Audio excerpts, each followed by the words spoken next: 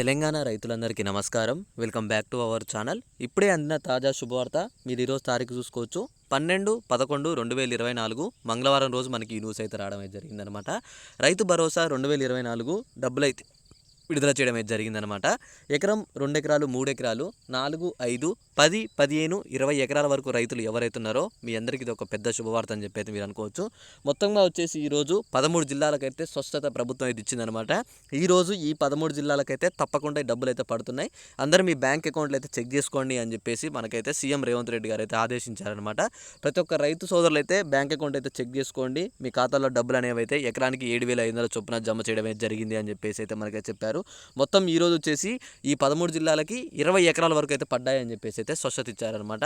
అయితే ఇక్కడ మీకు దానికన్నా ముందు మీ అందరిని ఒక క్వశ్చన్ అయితే అడగాలి. మీరు ఏం చేస్తారంటే మీకు అమౌంట్ అనేది వచ్చిందా రాలేదా అని చెప్పేసి అయితే ఒక కామెంట్ చేయండి.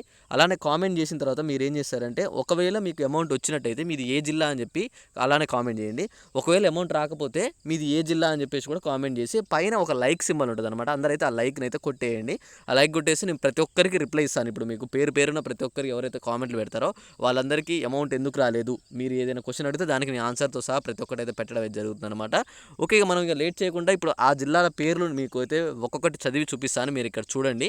ఆ జిల్లాలో మీ జిల్లా ఉన్నట్టయితే అన్న మాది ఈ జిల్లా అని చెప్పేసి కూడా కామెంట్ చేయండి. తప్పకుండా మీకు ఈరోజు ఈ జిల్లాకి అయితే డబ్బులు అయితే పడబోతున్నాయి అనమాట. అయితే ఇక్కడ మెయిన్గా ప్రభుత్వం ఇంకొక స్వచ్ఛత ఇచ్చింది. ఏమనంటే మీరు ఇక్కడ చూసుకున్నట్లయితే రైతు భరోసాపై ఎన్ని ఎకరాల వరకు ఇవ్వాలి అనే దాని గురించి అయితే ఒక స్వచ్ఛత కూడా మీకు వచ్చింది.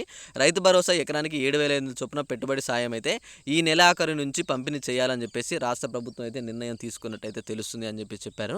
దీనికోసం సీఎం రేవంత్ రెడ్డి అయితే ఆదేశించినట్టు సమాచారం అయితే తెలుస్తుందన్నమాట. ఆర్థిక శాఖనైతే ఆశ్రయించారని చెప్పేసి మనకి చెప్తున్నారు. ఎందుకంటే డబ్బుల కోసం మనకైతే ఆర్థిక శాఖనైతే సీఎం రేవంత్ రెడ్డి గారు అయితే ఆశ్రయించడం అయితే జరిగిందనమాట. దగ్గరగా వచ్చేసి 7,000 కోట్లు పైగా మనకైతే రైతు భరోసా ఇప్పుడు రైతు రుణమాఫీ అందివ్వడానికి రైతు భరోసా అందివ్వడానికి అయితే అమౌంట్ అయితే కావాలి. అందుకోసం మనకైతే ఆర్థిక శాఖనైతే ఆశ్రయించారు అని చెప్పేసి అయితే చెప్తున్నారనమాట. అయితే ఇక్కడ ఇంకోటి ఏంటంటే ఎన్ని ఎకరాల వరకు అంటే 7.5 లేదా 10 ఎకరాల వరకు అయితే ఇవ్వాలని దీనిపై త్వరలోనే నిర్ణయం తీసుకుంటామని చెప్పేసి అయితే సమాచారం ఇస్తున్నట్టు మనకైతే చెప్పారనమాట. తప్పకుండా అమౌంట్ విషయంలో మీ అందరికీ చెప్పేది ఏంటంటే అమౌంట్ అనేది ప్రతి ఒక్కరి ఖాతాల్లో డబ్బులు అనేవి అయితే జమ అవ్వబోతున్నాయి. డబ్బులు పడ్డ ప్రతి ఒక్క రైతు ఏం చేస్తారంటే మాకు అమౌంట్ వచ్చిందా అని చెప్పేసి అయితే కామెంట్ చేయండి. ఒకవేళ మీకు అమౌంట్ కనుక రాకపోతే మాత్రం అమౌంట్ రాలేదన్నా అని చెప్పేసి అయితే కామెంట్ చేయండి. ఎందుకంటే ప్రభుత్వం ఈ రోజైతే విడుదల చేసింది. ప్రతి ఒక్క రైతుకి ఈ రోజైతే తప్పకుండా మీ ఖాతాల్లో డబ్బులు అనేవి అయితే పడుతున్నాయి. అమౌంట్ పడ్డ తర్వాత మీరు నాకు ఖచ్చితంగా ఒక కామెంట్ చేయండి అమౌంట్ వచ్చిందన్నా అని చెప్పేసి అయితే ఇక్కడ మీకు మొత్తంగా చూసుకున్నట్లయితే ఈ నెలాఖరు నుంచి రైతు భరోసా కనీసం 7,000 కోట్ల ఆసరా ఉంది. నిధుల సర్దుబాటుపై ఆర్థిక శాఖకు సీఎం ఆదేశాలు. అయితే ఇక్కడ చూసుకుంటే మనకి ఈ నెలాఖరులోగా మనకైతే రైతు భరోసా అని చెప్పి చెప్తున్నారు. అలానే నిధుల కోసం ఇక్కడ చూసుకుంటే ఆర్థిక శాఖనైతే సీఎం రేవంత్ రెడ్డి గారు అయితే ఆశ్రయించారని చెప్పారు. అలానే ఇంకోటి ఏంటంటే కనీసం వచ్చేసి 7,000 కోట్లు అవసరం ఉన్నాయని చెప్పేసి అయితే చెప్తున్నారనమాట.